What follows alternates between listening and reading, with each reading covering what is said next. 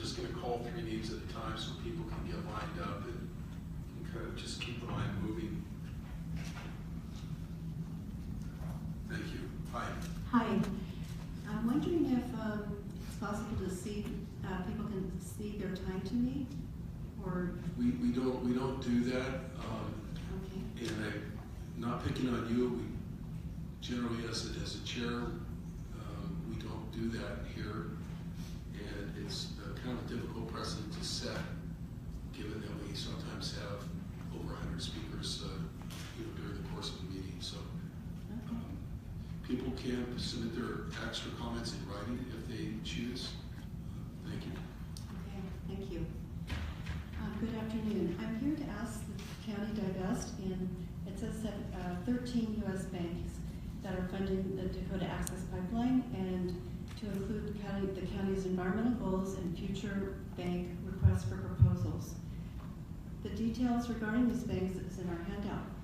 Other government agencies carrying out public business have made ethical decisions to divest from banks that invest in environmentally unsound and unsafe projects, and we would like you to do the same.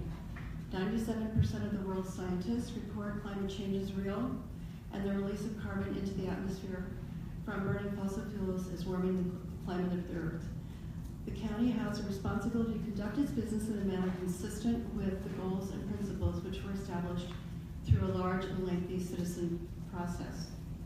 We ask that the county's future bank requests for proposals, solicitation guidance, and ranking criteria include environmental considerations so that banks chosen for contracts and investments meet the county's climate and human rights goals.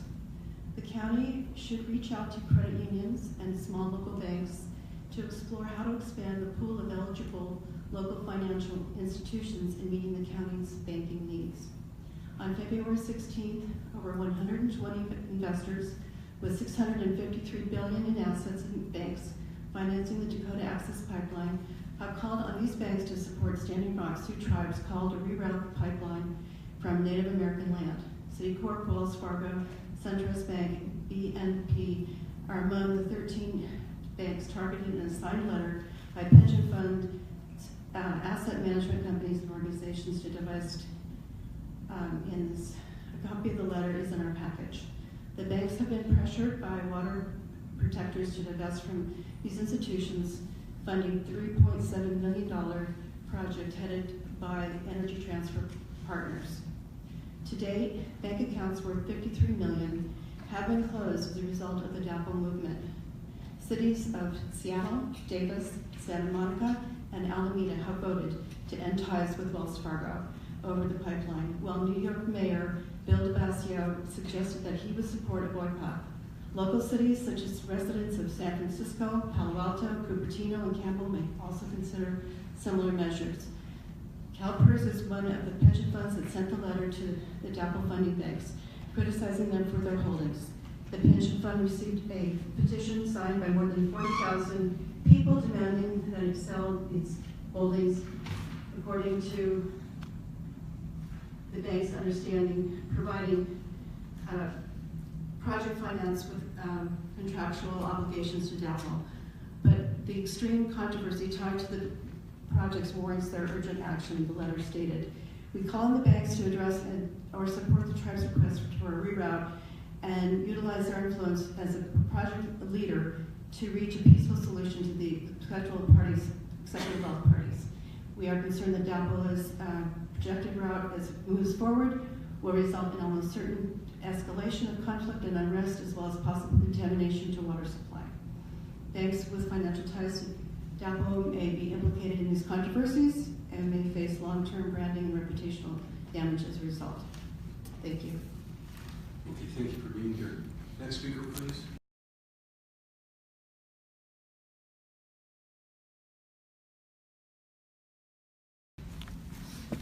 Nadia Nouri.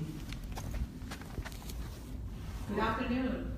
Hi, my name is Nadia Nouri. Thank you so much for the time. This is my first time attending this section of the meeting, and believe me, will not be my last time. We are all very involved in with the future of this area. We are all invested. I come from high-tech industry. And it's very, very important for us to pay attention to ethical, moral, and also economical issues. What's going on? Look further ahead. Right now in the Bay Area, we are really leading the renewable energy movement. It does not make sense for us to keep investing in fossil fuel. It is much, much more economically, also ethically and morally beneficial for this area and the residents of it that we look beyond fossil fuel and start divesting all our investments from the organizations that are putting all their money in fossil fuel industry. So Cheryl already went through all the detail of ethically and morally why we should do that, but we should also consider the economical aspects of it.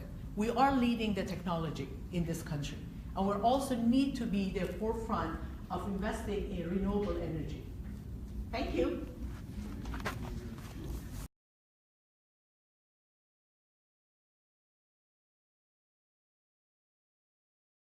Our environmental goals as a point where you consider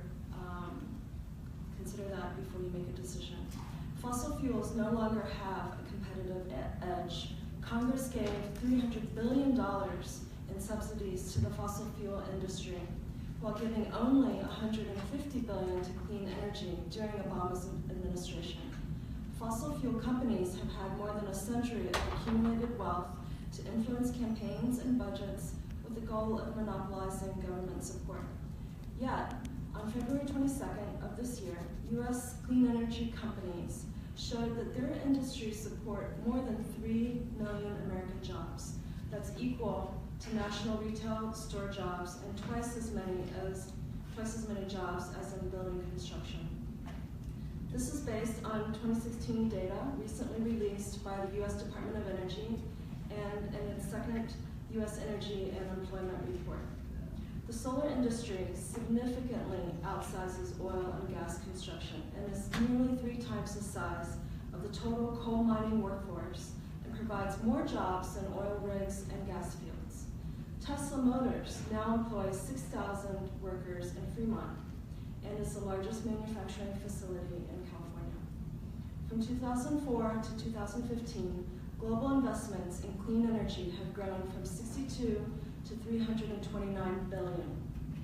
In 2015, U.S. wind, solar, and geothermal sources was nearly 63% of all new energy capacity additions, outpacing natural gas by 34%. U.S. companies such as GM, Google, Nike, and Walmart are working to achieve 100% renewable energy, and Apple, Kohl's, and Microsoft have reached their goal. The latest Pew Research poll shows that 89% of Americans favored expanding solar power, and 83% supported expanding wind farms. The solar and wind industries offer competitive jobs with good salaries.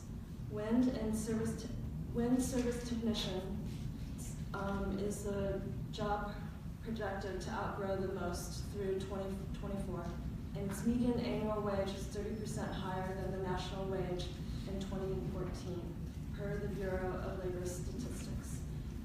I'd also like to just quickly add that in Palo Alto, we had a very large march of approximately 500 to 600 people in support of defunding DAPL. People all around the country are saying defund DAPL, and we are in a position to exercise some leadership. Thank you. Yeah, thank you. And again, if you have written information that you want to submit to the clerk now or even after the meeting, please do that. You've given us a lot of information. It would be helpful to have that. Thank you. Sure. Next speaker.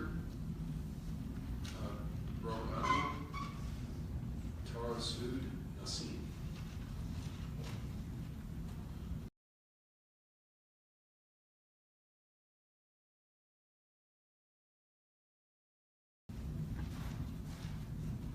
Good afternoon, ladies and gentlemen. My name is Robert Latimore. I've been with this community for over 30 years, and I am a psychotherapist and an ex-lawyer. I'm here to address a very urgent issue to the board, as the conditions in the environment right now are so urgent that I'm compelled to take any reasonable steps I can to try to communicate and organize some effort to save the planet. I'm here to ask the county to divest from 17 U.S. banks funding the Dakota Access Pipeline and include the county's governmental environmental goals in future bank requests. Two county plans reflect the environmental goals and principles, the climate action and green policy dated September 30, 2009, and the Silicon Valley Climate Adaptation Guideline dated May 29, 2015.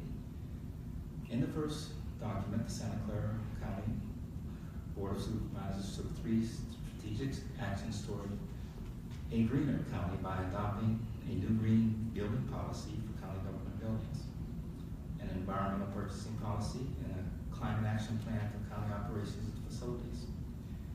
The climate action plan is a guide to the county for achieving its greenhouse gas emissions, reduction goals. Supervisor Ken Yeager, Vice President of the board at that time, who also serves on the California Air Resources Board, which is the state agency charged with implementing Assembly Bill 32, the California Global Warming Solutions Act of 2016. The second document, Climate Adaptation Guideline, was developed by the County Office of Sustainability to minimize the anticipated impacts of climate change within the boundaries of Santa Clara County, including 15 cities. Building on a multi-year, multi-stakeholder process, the guidebook helps to establish a proactive framework for the county, members, cities, and others to prepare the region for the anticipated impact of climate change in the short, mid, and long term. On January 20, 2017, AB 32 scoping plan update was released. It describes the actions of the state would take to achieve the goals of reducing greenhouse gases to at least 40% below 1990 levels by 2030. It outlines an approach that cuts across economic sectors to combine greenhouse gas reductions while also safeguarding public health and economic goals. I would like to now reference a recent article reported that Exxon may decide as many. You're going to wrap up, Mr. Latimore.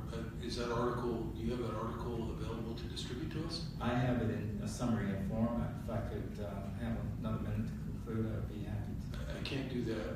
I can't do that. We can't add time just based on the content of what you have to speak to. But I appreciate the fact that you have to summarize it and give it to the clerk. We can make sure it's distributed to the entire board of supervisors. Okay, I'll summarize. The City of San Jose's Board of Supervisors' responsibility is stated in the county charter is to safeguard the health, safety, and welfare of the community.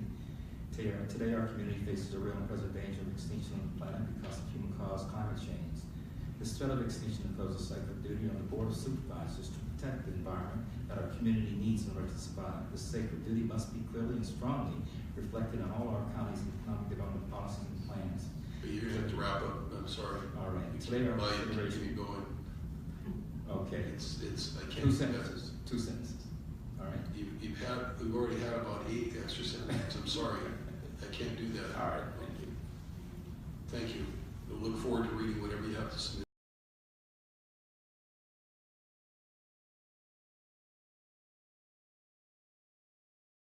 Santa Clara County to divest from the 13 banks that are supporting and funding the Dakota Access Pipeline. I think, as you've heard before, there is a very good economic argument to be made for that move, which in the longer term will actually save money. Right now, the green energy and renewable energy field has surpassed far beyond coal, even natural gas, and is at equal cost rate of return with fossil fuels. The amount of subsidies that you've already heard about our government and our tax dollars on a national level supporting the fossil fuel industry does not even take into account the health consequences, the environmental cleanup consequences, and all the measures and policies that small cities and county governments have to implement in order to address the consequences and the impact of those bad climate decisions and investments. I also heard about the 2009 policy that you have passed to regulate buildings, to regulate operations, and to add green policies. And that's just a very small example. Those expenditures will skyrocket as we continue, on the one hand, to invest the county money in fossil fuel extraction industries, and on the other hand, try to spend money to mitigate the impacts of it. So if you think in terms of longer-term economic perception, this really is a smarter investment. CalPERS have been asked to divest, and their response initially was, no, we're going to lose $4 billion. $309 billion of their investments are sitting in banks, and $57 million goes directly to Energy Transfer Partners, who is digging and building the Dakota Access Pipeline. So I'm here to urge you to continue the leadership you've shown in October of last year when you divested from Wells Fargo because of predatory and illegal and greed-based practices. Why not extend that to other banks? There is a bigger threat out there which is present for our children and their children and all the generations to come. So that's why I'd like to ask you to consider divesting from the 13 banks, and also consider environmental impact in the longer term on the investment portfolio that the county maintains. Thank you very much for your time. Okay, thank you very much. That concludes public comment.